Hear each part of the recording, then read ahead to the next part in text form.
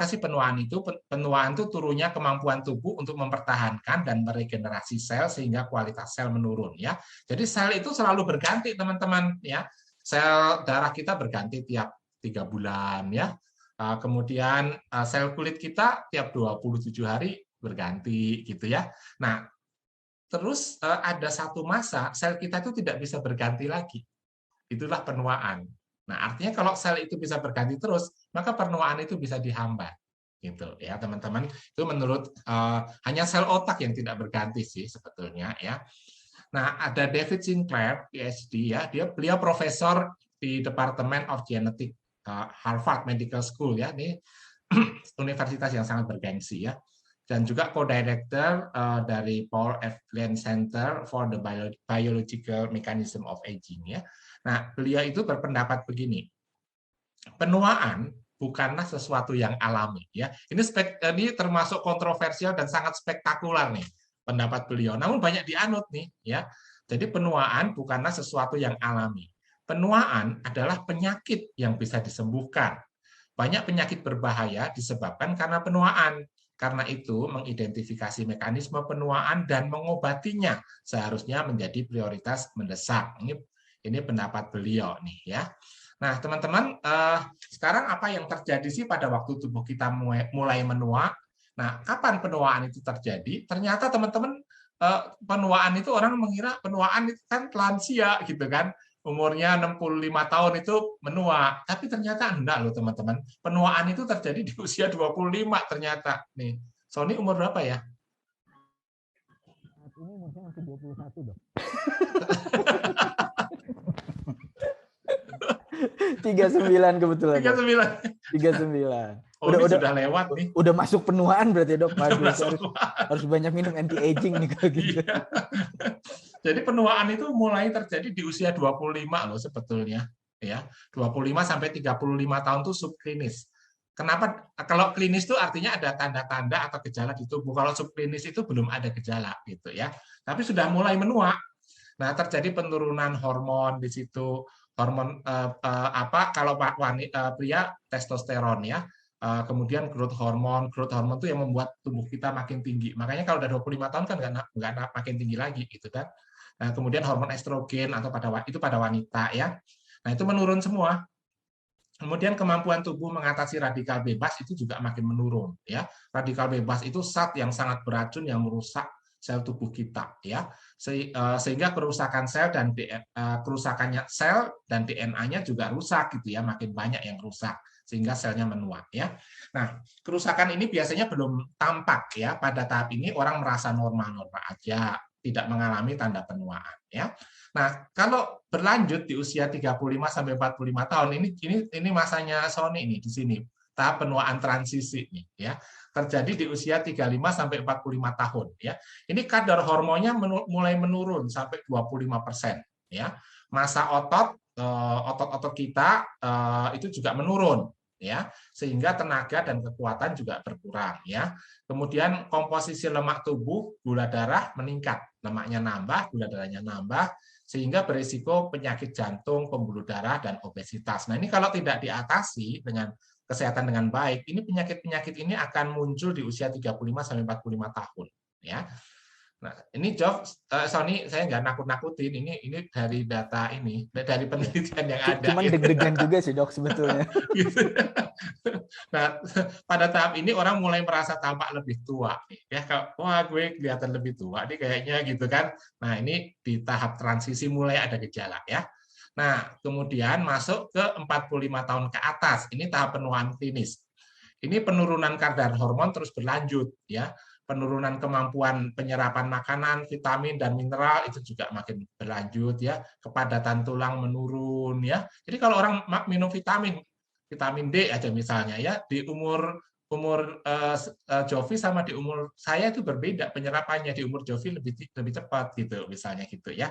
Nah, kemudian masa otot tuh ototnya ya berkurang sekitar 1 kilo setiap tahun gitu ya. Lemaknya nambah, ototnya turun gitu ya, berkurang. Terus penyakit kronis menjadi lebih nyata, sistem organ tubuh mulai mengalami gangguan ya. kegagalan dan sebagainya gitu ya. Nah, ini tahap penuaan klinis, teman-teman ya.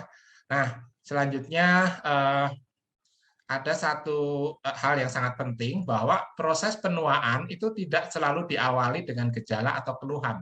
Ya, seringkali nggak ada keluhan loh. Ya, orang yang tidak mengalami gejala penuaan bukan berarti tidak mengalami penuaan. Itu masuk sudah menua tapi subklinis. Ya, jadi penting sekali sih menurut saya kalau kita mau umur panjang, sehat, itu dari seawal mungkin sudah memiliki pola hidup yang sehat ya. Apalagi polifenol itu sebaiknya sudah mulai kita pilih-pilih dalam buah, misalnya dalam wine gitu ya. Itu bukan setelah kita tua, dari awal itu lebih baik gitu ya. Bukan berarti kalau sudah tua ya telat, enggak juga sih, enggak telat gitu ya, lebih tetap bermanfaat, sangat bermanfaat ya. Nah, jadi penyebab penuaan itu apa? Banyak ya. Tapi radikal bebas ini atau free radical theory ini yang memegang peran sangat penting. Ya, ada 10 penyebab penuaan ya kalau teman-teman lihat di sini. Tapi ke 10-10-nya ini berhubungan dengan yang nomor 1. Karena dengan adanya free radical atau radikal bebas, dia akan merusak ke 9 yang lain. Gitu ya. Jadi ini sumber ya istilahnya tuh mungkin biang keroknya gitu ya, biang keroknya yang paling utama ini free radicals ya. Nah, karena itu saya banyak belajar mengenai radikal bebas ini, free radicals ya. Nah, apa sih yang bisa melawan free radicals atau radikal bebas? Ya antioksidan. Antioksidan itu lawannya radikal bebas ya. Nah, kalau teman-teman lihat ini atom yang bagus ya, atom setiap apa namanya sel itu terdiri dari banyak atom. Tubuh kita terdiri dari sel. Sel kita terdiri dari miliaran atom ya. Nah, atom itu ada namanya elektron yang mengelilinginya ya. Nah, radikal bebas itu adalah satu atom yang sudah hilang salah satu elektronnya. Hilang karena apa? Karena proses kimia dan sebagainya ya. Karena hilang dia akan mencuri elektron dari atom yang lain. Jadi begitu masuk radikal bebas teman-teman ya, maka sel-sel yang sehat itu diambilin elektronnya, rusak dia selnya gitu ya oleh radikal bebas ini ya. Nah, jadi bagaimana sih supaya bisa mengatasi free radicals? Yaitu memberikan antioksidan. Nah, polifenol itu adalah antioksidan yang sangat kuat, itu namanya polifenol ya. Nah, jadi si antioksidan ini memberikan memberikan elektronnya ke si atom yang rusak atau ke radikal bebas ini. Nih taruh di sini gitu ya. Elektronnya sehingga dia nggak nyari ke tempat lain begitu. Itulah fungsi dari antioksidan ya. Nah, jadi ini apa yang terjadi kalau tubuh kita kena radikal bebas ya. Jadi ini sel yang normal diambilin atomnya oleh radikal bebas ya, diserang ya. Akhirnya sel itu mengalami namanya oxidative stress ya. Oxidative stress itu rusak gitu selnya ya. Terjadi peradangan ya. Nah, ini mengakibatkan berbagai penyakit ya. Nah, ini kalau sel-sel itu apa namanya yang diserang radikal bebas, yang pertama apa yang terjadi? DNA-nya rusak, selnya menua, gitu ya. Menuanya cepat. Jadi makin banyak radikal bebas, makin cepat menua dia, ya. Itu yang pertama. Yang kedua, itu dia tidak menua, namun berubah menjadi kanker. Itu yang kedua, ya. Nih. Nah, autoimun itu juga terjadi melalui proses yang pertama, tapi dia bukan kanker, ya. Nah, dia dirusak DNA-nya, yang terjadi bukan menua, namun kerusakan itu kemudian membuat sel-sel itu jadi ngaco karena DNA-nya dirusak, ya. Antibodinya jadi nyerang dirinya sendiri, bukan nyerang virus. Itu juga melalui proses pertama, ya. Nah, inilah kenapa radikal bebas ini sangat penting kita pelajari, ya. Nah, teman-teman, apa sih pencetus radikal bebas? Radikal bebas itu muncul dari sinar UV. Teman-teman kan disarankan jemuran karena itu sumber vitamin D itu penting, ya. Tapi jemurannya di jam tertentu kan. Kalau kita terekspos sinar UV yang terus-menerus bisa menghasilkan radikal bebas justru ya. Kemoterapi, polusi udara, pestisida, stres dan sebagainya ya. Bahkan ronsen pun menghasilkan radikal bebas ya. Karena itu kalau jangan sedikit-sedikit ya batuk sedikit ronsen ya jangan gitu ya. Nih ya, bakteri, virus itu juga menghasilkan radikal bebas. COVID itu juga menghasilkan radikal bebas pada waktu proses infeksi itu terjadi ya. Merokok juga ya. Nah, dan ini menyebabkan penyumbatan pembuluh darah akibat radikal bebas kalau radikal bebas itu menyerang ke lemak. Jadi kalau teman-teman kolesterol LDL-nya tinggi, kolesterol LDL-nya itu ketemu radikal bebas langsung menggumpal dia kayak lem gitu ya, lengket. Itu menyebabkan penyumbatan pembuluh darah ya.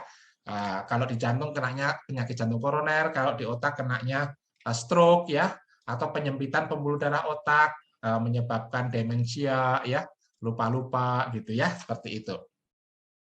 Nah, teman-teman, penyebab kematian terbesar di Indonesia apa? Rupanya itu berkaitan dengan radikal bebas. Karena kematian terbesar di Indonesia, yaitu 21,1% orang Indonesia itu meninggal karena stroke. Ya, nih stroke ya. Yang kedua, penyakit jantung dan pembuluh darah. Ini stroke itu pembuluh darah ya, yang di otak. Penyakit jantung dan pembuluh darah ya pembuluh darah juga. Jadi kebanyakan serangannya itu di pembuluh darah ya, seperti itu ya.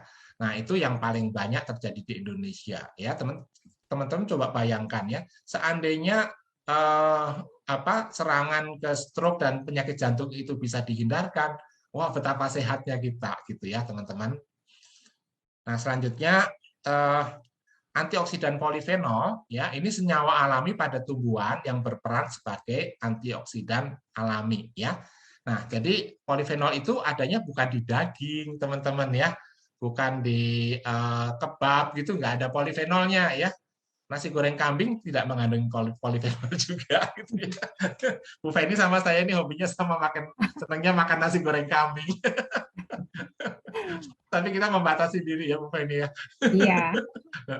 Nah, terus berbagai jenis polifenol adalah nih, flavonoid itu jenis polifenol juga ya, ada pada apel. Ini teman-teman, ini buah-buahan ini perlu dimakan nih ya. Apel, jeruk, anggur, mangga, serikaya, bawang, talas, sawi, bayam, katuk ya, teh hijau dan coklat hitam. Itu katuk itu kan untuk ibu menyusui, tapi sebetulnya dia kaya dengan polifenol loh, ya, jenis flavonoid ini ya.